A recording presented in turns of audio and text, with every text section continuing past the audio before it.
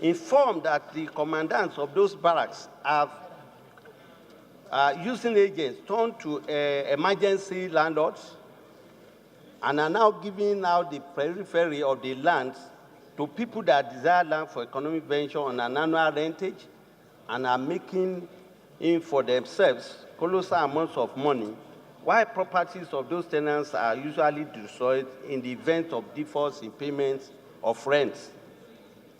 The House resolved to urge the Federal Ministry of Power, Works and Housing and Defense, in collaboration with the Ministry of Lands in those states, to work out the modalities for the returns of those expanses of unutilized land to the host community for productive utilization.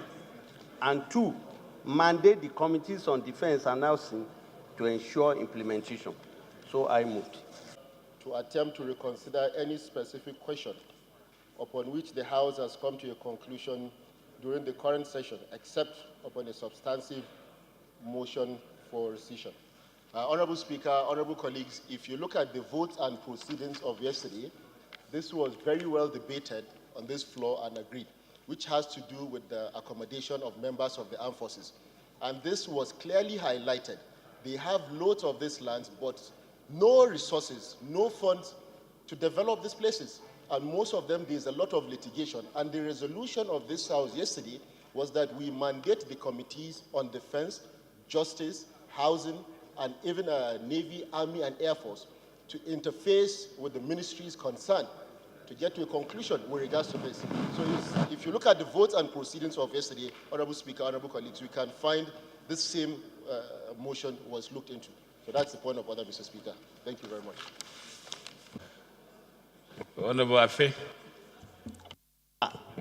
Thank you, Mr. Speaker. I think I have a copy of yesterday's particular motion. What the motion that was raised yesterday was this discussion was the issue of inadequate accommodation for the military.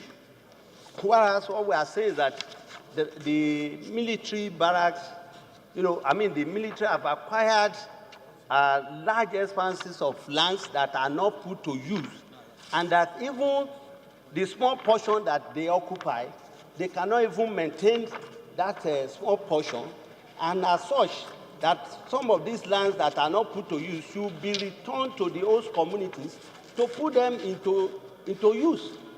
More so that today the country is even focusing on agriculture, and these lands are locked up and are not being put into use, and the members of these host communities are suffering on the use of their land. So I'm advocating through this motion that these lands that are not put to use, 80% of what they have acquired should be released to the host communities.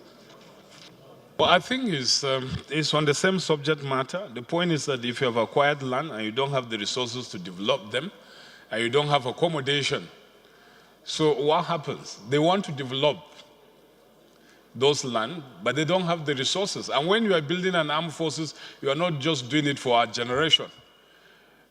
From projections, in the next 25 years, Nigeria will be home to about 450 million people. What will be the size of the armed forces? Where will you accommodate them? Will you wait until that time before you start acquiring more land in order to build barracks? Those in favor of the motion as amended say aye. Those against it say nay. The ayes have it.